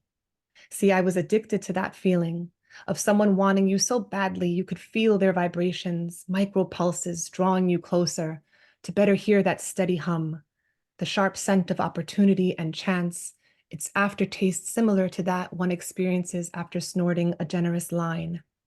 It was an incredible feeling, being loved, being doted on, and I wanted to experience it from more than one person. Call it youth, call it naivete, call it being strange and cruel, but I broke these boys' hearts one by one, thinking I was being merciful by letting them go, so that they too could experience this feeling with someone new. And now we are older, and the extent of taking the magic for granted has begun to dawn on me. How boys who once would scale mountains just to be near enough to inhale your scent are now men who will change course mid-climb because someone else has caught their eye. Promises of passion and pleasure will hiss from their lips and be broken on a random Thursday when the girl they really want gives them a second chance. Did we ruin them? My teenage friends and I, giddy with the knowledge that boys wanted us, wanted to please us, and being so frivolous with their attentions?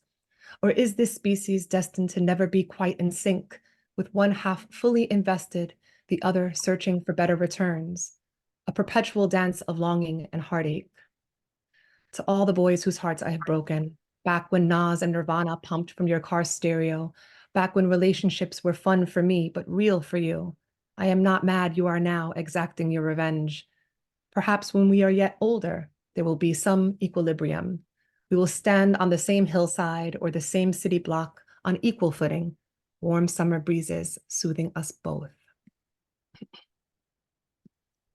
And my last one.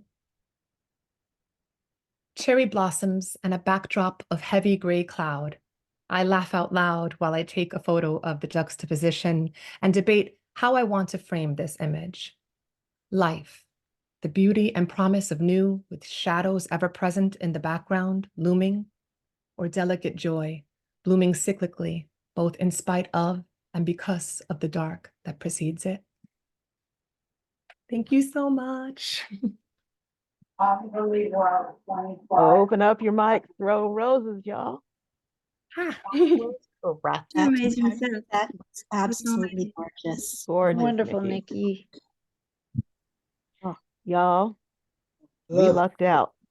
We have got royalty in the house.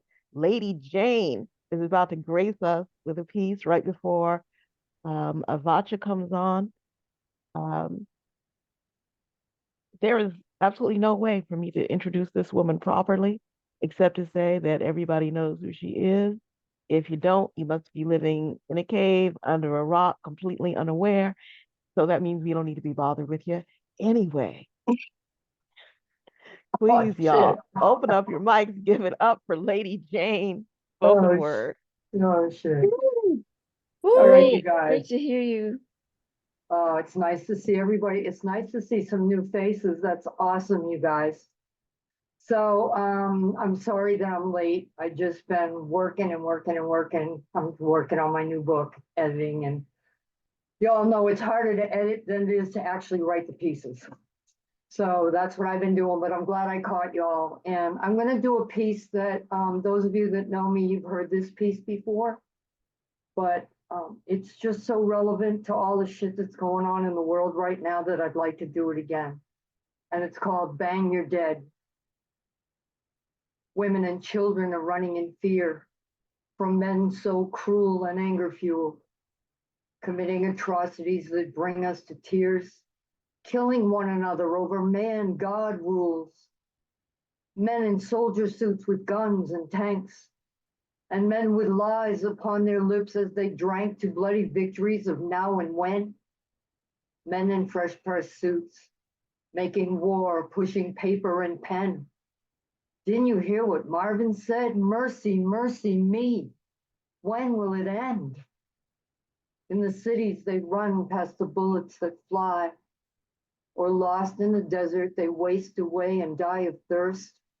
When ancient water jars are burst, where children are bought, fucked, and worked till they're dead or they're grown, it's a planetary shame on you.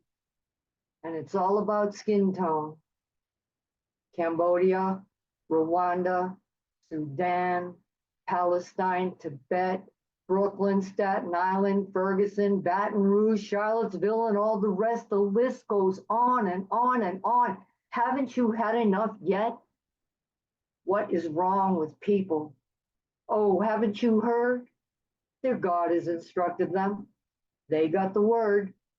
To reap the rewards, you must kill the infidels, blow them off the face of the earth, and send them all to hell. And to all you good people who love the sinner but hate the sin, preaching from your pulpit, spewing lies from deep within of hate and intolerance, though your Jesus loves you nonetheless. You think you're on the highway to heaven because your sins in the dark you did confess? Fuck your white supremacy, your AK-47s, your killing machines, feasting on hatred for people you demean, murdering children oblivious to their screams. Don't you hear them scream? In the name of a Muslim jihad or a Bible-thumping Christian crusade, as long as it's your version of God, then you're happy, regardless of the mess that you've made in your God's name. Hindus, Muslims, Christians, and Jews all throw their dice in vicious war games. The wrath of God, an eye for an eye, millions of dead motherfuckers just the same. So when you get to the gates of your vision of heaven, will your God make you pay for all the death and destruction and hatred of others? What will your God say? All the wars of all the gods, of all the religions, will fall upon deaf ears when we realize that we are true spirit beings without all these religious fears. I'm reminded of a line I believe George Carlin said. Do you believe in God? Answer yes, then move ahead. Do you believe in my God? Answer no, then bang, you're dead. Peace, yo. It's a piece that is relevant today. It's relevant every day. We're always at war. We're always in conflict. I work every day with my poems and my writings and my wording to bring peace to the planet, to those children and women that suffer all over our world. It's just insane. So that's my piece. I had to do it today because that's how I feel. Thank you, darling. Y'all open up your mic. Give it up for Jane's spoken word. Oh, Jane. Powerful piece, Jane. Beautiful. Thank you so much. Thank you. Yes, Jane. Beautiful. Thanks for having me. Thanks, Stacy. Thank you, darling. I appreciate the fill in. Okay, our last poet. This is another one of those people that I thought about almost from Jump Street. But the other thought was there is no way in the world this woman is going to want to talk to me. She's not going to have time for this. She's not going to have time to do this. It's just too busy because, again, this woman, every time I turn on my screen, her name is there. One of her events is there. One of her poems is there. And it was just busy, busy, busy all the time. But every time I heard her, she was pulling me closer and closer to what my spirit recognizes as home. So I knew I was just going to have to ask her and pray, and my prayers were answered. Now, all prayers are answered, but in this case, God said yes. So, would you please welcome to the mic our last poet, the one and only Avacha. Wow, I'm really, what can I say? Forgive me for being late. I was double booked yesterday. I tried, but I'm not a morning person. And obviously, I missed everything this morning. So I don't know how much time do I have? I'm completely out of it. You've got 12 minutes, sweetheart. Yeah, okay. Can you warn me when I've got 5 minutes left, please? Okay, thank you so much. I apologize. What can I say? Has this been recorded? Because I want to hear everybody. Yes, it's being recorded. Good, good, good. So I can hear the rest of you. Okay, I'm going to do a couple of poems, some from my book, some from the next book that's coming up, and some from, what can I say? This one, is Yo canto de un sueño realizado, I sing about a dream come true. Yo soy la negra, a precious jewel, the hidden beauty that Helena Rubinstein has tried for 100 years to find in one of her plastic bottles. Yo soy la negra. Mine is the smile that has driven whole populations insane from Dar es Salaam to San Juan, from the world's wealthiest palaces to the poorest of slums. Yo soy la negra. I am the gentle fire they tried to drown in all their disguised lies of individuality and unasked for gifts of chains and slavery, only to discover that my soul is not a bargaining chip and my courage is non-negotiable. La negra soy yo. Today, tomorrow, and yesterday, always and forever, eternamente indominable. I am the daughter of the mother of dreams, the giver of birth, to the love of life, this earth, and our children's freedom. Una joya preciosa soy yo. An army of one inside an army of truth-bearing Amazons, a blossoming army of millions, and we're coming black. Sin duda, Asia, soy yo. Proudly and beautifully black. An inescapable fact. And like the darkness of the night sky, there is absolutely no way anyone can negate that. Okay, let's see, where do I go from here? As I said, I'm not a morning person, and for me, because I just got up probably about 45 minutes ago, it's morning, so my voice sounds like a frog. Forgive me.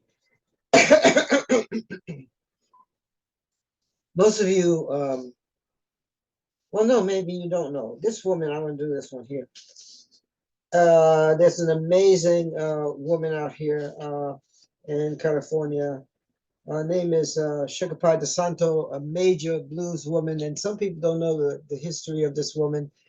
Little tiny powerhouse. And she always blows minds, Afro-Filipina, and who became legendary in the blues world. And I call this Blue Thunder because if you've ever been in the Caribbean, like when the rain is going to come, like before the thunder, what have you, so it sounds like a bluish thing in the sky. And so she reminded me of that because, well, if you see her, if you ever get a chance to, you'll know what I'm talking about. So this is Blue Thunder inspired by Pelaya Valenton, aka Sugar Pie DeSanto. The very first time I saw the phenomenon we call Sugar Pie DeSanto, she took my breath away and I was hooked. The amazing Umpalaya Balento, singer, composer, dancing, doing acrobatic flips at 66, and hell no. This little woman was a presence without precedent, and I was completely under her spell, caught in the strength of her magic. Didn't know how to describe what I just seen and heard. Felt like I'd been hit by some kind of supernatural force. She was an indescribable power. Felt like a musical earthquake. I called her Blue Thunder because there was no other way to describe her. And I wasn't the first and only one hypnotized by her talents upon seeing her show-stopping performance at a talent show. The legendary Johnny Otis immediately signed her and courted with her, gave her the stage name Little Miss Sugar Pie. But she was more than that. New York born, San Francisco grown, Umpalaya, Masema Valenton, a small Afro-Filipino powerhouse, not quite 5 feet tall, but sister was tornado strong. And the newly renamed Sugar Pie de Santo was a fierce, fearless, creative being impossible to ignore. She was Blue Thunder, a fiery wild child from a musical family that radiated the perfect blend of Tagalog with collard greens. Girl was electrifying as a bolt of lightning. Then, as a teenager, little Pelaya met Etta James, who was brought into and lived in the Ballington home like family. It was a time when the Fillmore was on fire, a time when these two wild girls found their way into every talent show in the Mo and made a way to show their stuff on every stage and every club they could lie their way into. That is until Pelaya's furious father would find her and very loudly take her home. But even the humiliation of those very public tongue lashings couldn't stop her. Girl was like an express train that had lost its brakes, and she knew she couldn't stop. Sugar Pie appeared more than 20 times at New York's Apollo Theater, and it was at the Apollo that she was spotted by the great James Brown, and like me, he was hooked. She toured with him and became his opening act for the next 2 years. Her prowess as a performer and composer got her a contract at Chess Records and made her their highest paid and most productive writer at the time. Sugar Pie has more than 100 compositions to her credit, some of which have been recorded by Fontella Bass, Little Milton, The Whispers, Minnie Riperton, The Dells, Jesse James, and many more, as well as recording 2 historic records with Etta James, one of which was featured in the award-winning movie The Hurricane. Sugar Pie de Santo is a different kind of blues queen, a blues queen who's as comfortable with rhythm and blues and jazz as she is with the bluest of blues. Some know her some know her by all the awards she's won or the songs she's sung. Some know her by the comedy of her words or her acrobatic stage presence. Some know her as Umpalaya Baleton or Sugar Pie de Santo. I know her as an 85-year-old phenomenon, a seriously brilliant and committed artist, forever running loose, chasing the blues, and I still call her Blue Thunder. Most of you know about that blasted hurricane. Thank you so much. That tore the islands up. Maria was no joke. Completely destroyed Barbuda and several other islands. And in Puerto Rico, it really wreaked havoc. And the powers that be have made all the parts of the island that the tourists go to, what can I say? It's cleaned up and what have you. But way up in the mountains where the real population live, some people still have no water, no electricity, and what have you. And several people, including myself, there's several crews, we send stuff up into the mountains, mostly solar equipment and water purification systems and what have you. My crew sends way up in the mountains. And I didn't realize that our person was getting the stuff way, way, way, way up to the coffee growers who had completely been devastated. And a couple of months ago, I went to the post office and there was this big box. I opened the box and all of these bags of Puerto Rican coffee came falling out. And I said, oh my God, it's raining cafe. Well, I changed it to REIGN for royalty because I am a true coffee holic. So this poem is in Spanglish. I think you'll get the message. For those who don't know, Borinquen was the name of the island before colonization. And I think with that, you should understand it. So it's in Spanglish. It's called It's Raining Cafe, Confesiones de una Cafeólica Sin Vergüenza, or Confessions of a Shameless Coffeeholic. Way, way, way, way up in the mountains of Borinquen, it's raining cafe. Indescribably precious gifts in little tiny coffee beans, proud and homegrown and more numerous than raindrops. Café real con un aroma sin igual, and just the scent of cafeteto transports me to El Pueblo de las Marias. This coffee is sacred, precious, delicious, a real mountain treasure. Es un licor natural and orgánico y 100% del pueblo borincano. And with every cup of café, el mañanero and café lealtad, I am reborn. En las montañas de la Isla del Encanto, it's raining café, but even here, 3,595 miles away from esta fruta sagrada del campo, I daily drink in the power of those mountains, and I am energized every single day when I taste the essence of café cibales. I can feel the naturaleza oceánica come alive inside my insides, and café oro de Puerto Rico, ay, qué rico. Café increíble, con su aroma sabroso, a sacred encanto that tastes of majesty. Y con cada trago de nuestro café subo para el cielo in the mountains. Of la Isla del Encanto, it's raining café. World coffee beans and tesoro, un tesoro nacional, with hypnotic aromas that smell of the wildness of freedom, untamable freedom, like libre, like the dirt of the mountains that gave them birth. Oh, yes, yes, yes, I confess I'm hooked. I get drunk with every cup of café de aquí virtuado, majestuoso tesoro sagrado de las montañas, and in my house. Tomo el sabor 100% de la montaña, and I shamelessly admit it. There is not 1 ounce of doubt in my mind. I am a proud 100% unapologetic coffee holic, and in my house, it's raining café, 100% from the mountains of La Isla del Encanto. In that box with all those bags of coffee fell out, there was a note telling me I never had to buy another bag of coffee as long as I lived, as long as I promised never to drink another cup of Bustelo. The Bustelo, contrary to popular belief, is not Puerto Rican coffee, but it's like all those Afro products that never touched anything Afro anywhere. But that's a whole nother poem. Okay, let's see, where do I go from here? Ay, Dios mío. Honey, you've got one more poem for us. Okay, I'll do a short one that's both in Spanish and English. No. I do one in English here. This one is called I Create I Cried Creativity. And it's on a CD. I'll put my book and a couple of CDs and stuff that I'm on there. And the name of the CD is the last line of this poem. I was asleep, secure and comfortably asleep, dreaming of peace and love, hypnotized by a mirage of unity and togetherness, dancing away demons of war and hate in what I thought was a land of plenty. And what I'd been taught was the land of the free. Then I opened my eyes, was slapped in the face by a wide awake nightmare.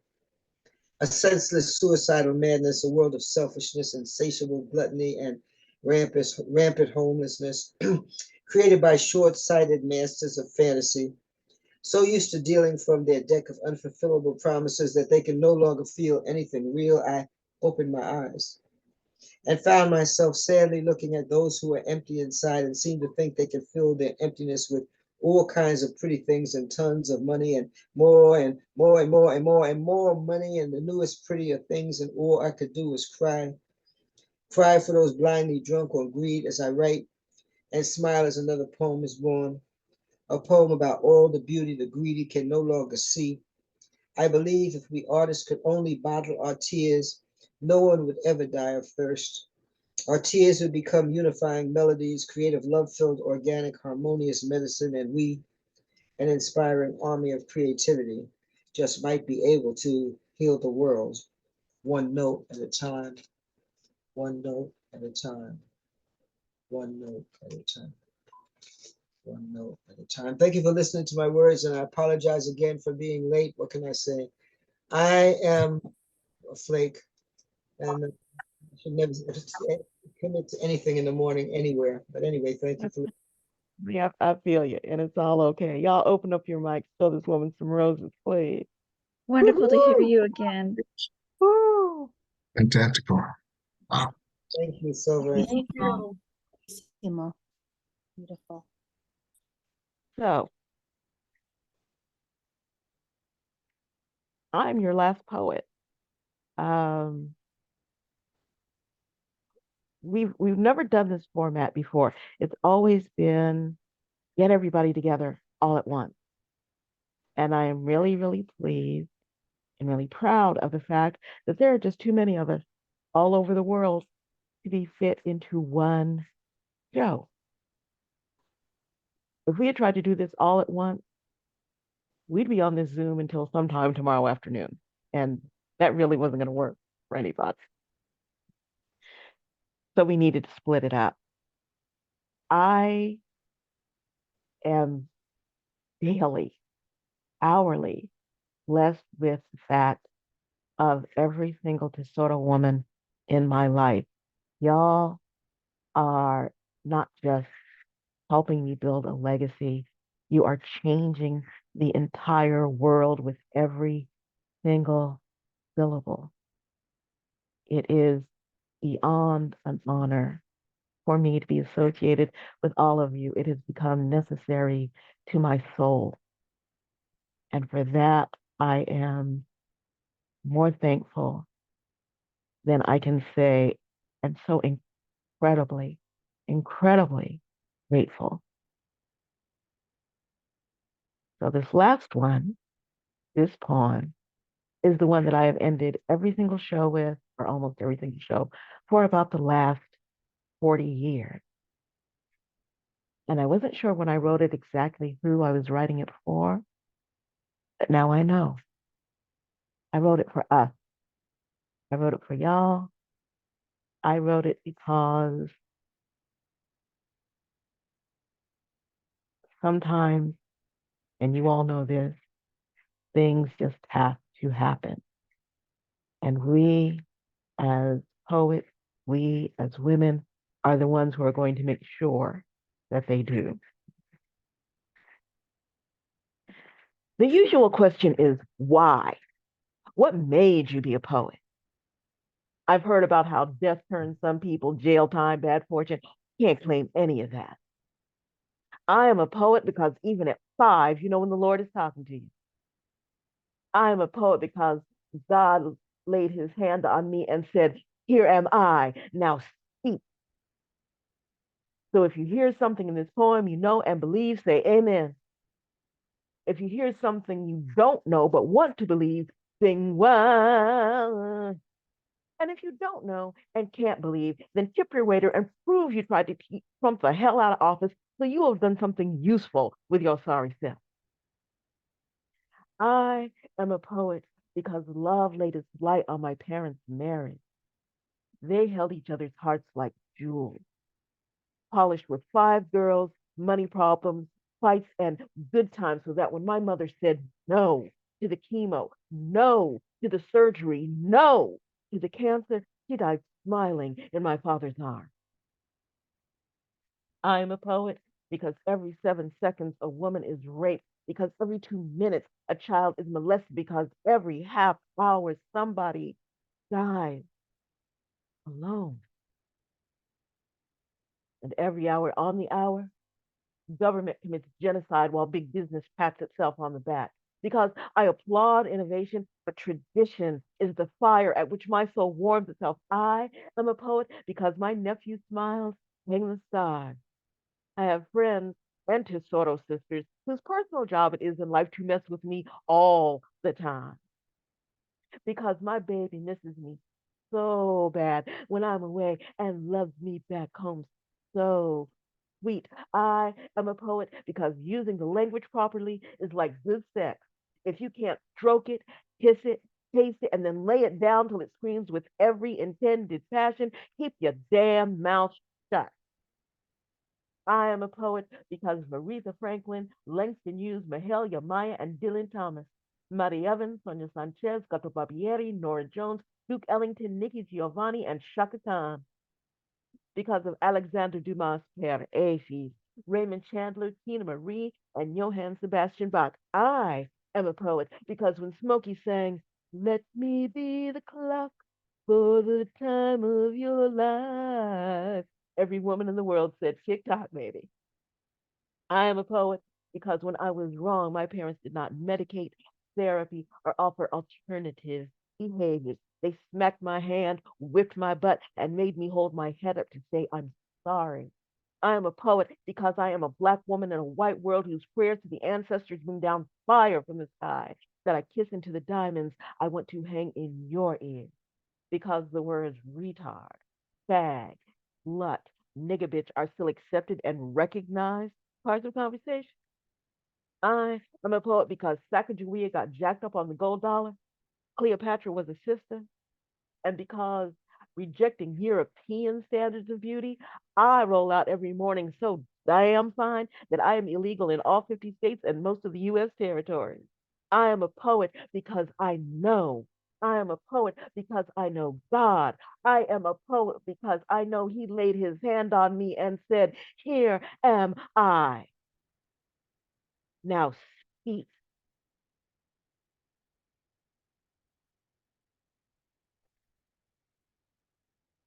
Y'all feel free to open up your mic. Give yourself a mad round of applause.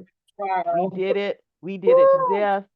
Please, girl. That piece right there. Amazing. That was Wow. amazing. My spirit is So, revived. Woo. so what we're gonna do is, I'm not sure how we're gonna do it. I'm praying on it. We're gonna manifest it. Y'all help me out. We're gonna get all now. They said I've got recruiting calls this week, so let's hope. Um, we're gonna get all the Tesoro women together, live and on the ground. As I said earlier, in some country that doesn't have extradition treaties with most of our countries.